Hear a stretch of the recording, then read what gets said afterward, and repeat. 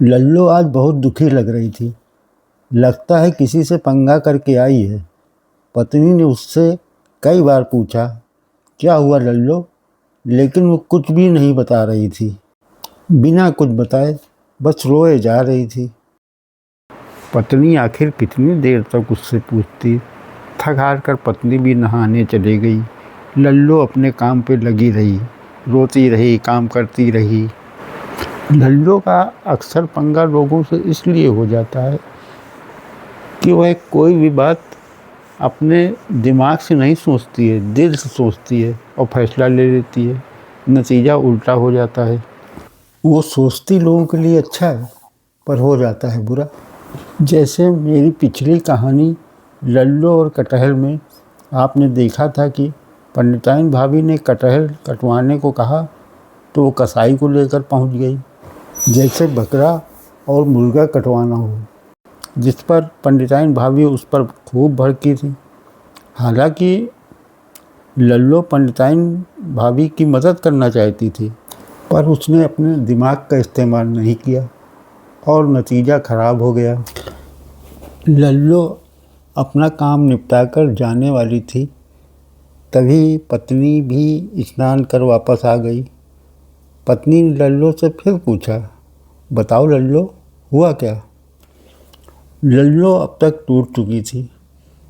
उसने सिसकते हुए कहा, क्या बताएं भाभी, दुकान वाली चाची सुबह से मुझसे बार बार कह रही थी कि दुकान का सामान मंगवाने के लिए 2000 रुपये रखे थे जो गायब हो गए।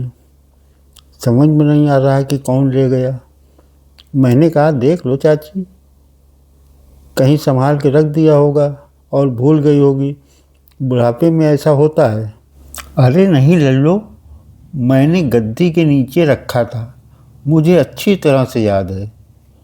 कोई ले गया है। सुन रही हो ना भाभी? लल्लू ने मेरी पत्नी को हिलाते हुए कहा। पत्नी ने पूछा, फिर क्या? चाची की बात सुनते सुनते मेरे कान पक गए थे। मैं चुपचाप थाने चली गई और पुलिस वालों को ले आई। पुलिस वालों को देखते ही चाची भड़क गई, मुझे भला बुरा कहने लगी। मैंने कहा, मैं तो चाची ये चाहती थी कि आपके खोए हुए रुपए वापस मिल जाएं, इसीलिए थाने चली गई। आप तो खामखा गुस्सा कर रही हैं। इतनी देर में दरोगा भी भड़क गया। मुझे क्या मजाक में यहाँ बुलाया है? चोरी की रपट लिखी है, तफ्तीश तो करनी ही होगी। बताओ तुम्हारे घर में और कौन कौन रहता है?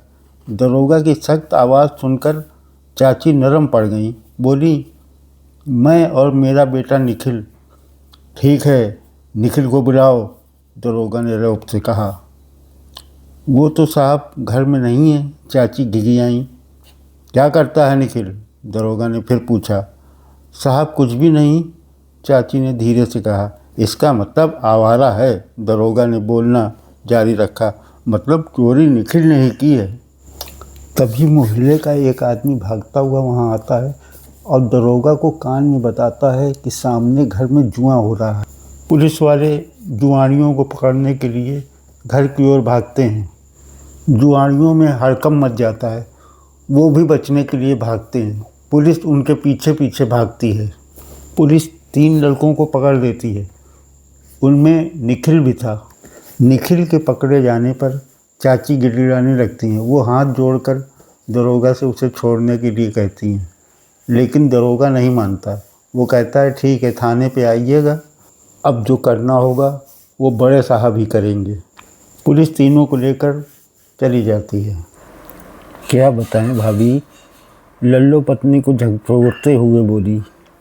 जब से पुलिस निखिल को थाने ले गई है, तब से बुढ़िया चाची ने मेरा निकलना चलना फिरना दूभर कर दिया है। जब भी उधर से निकलो, चाची मुझे तड़े रहती है। वह दुकान से बाहर आ आकर मुझे गरियाने लगती है। समझ में नहीं आ रहा है अब क्या होगा। इतना कहकर लल्लू खामोश हो गई और रुआसी सी लगने लगी। तब तक बाहर का पूरा जायजा लेकर मैं घर लौट आया था।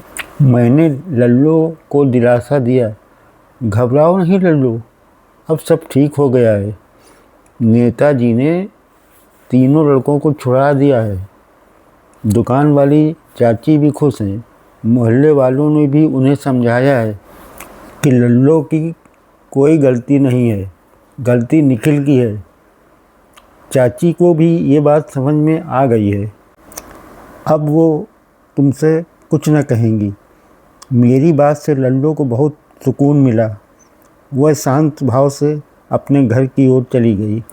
अगली सुबह जब लल्लू काम पर आई तो बहुत खुश थी। पत्नी ने पूछा, अरे लल्लू, चाची से पैचअप हो गया क्या? हाँ भाभी, लल्लू खुश होकर बोली।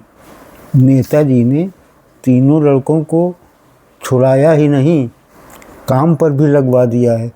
अब वो तीनों लड़के नेताजी के बिल्डर मित्र के यहाँ काम करेंगे। अब वे आवारागर्दी भी नहीं करेंगे। सुबह सब काम पर भी चले गए। चाची बड़ी खुश हैं। आज तो उन्होंने मुझे बुलाकर चाय भी पिलाया। यह कहकर लल्लू हंसने लगी। हम सभी भी खुश थे क्योंकि लल्लू की एक गलती का और पटाक्षेप हो गया था। उम्मीद है दोस्तों ये कहानी आपको पसंद आई होगी। आगे भी समय से वीडियो प्राप्त करने के लिए चैनल को लाइक करें, सब्सक्राइब करें और शेयर करें। जय हिंद।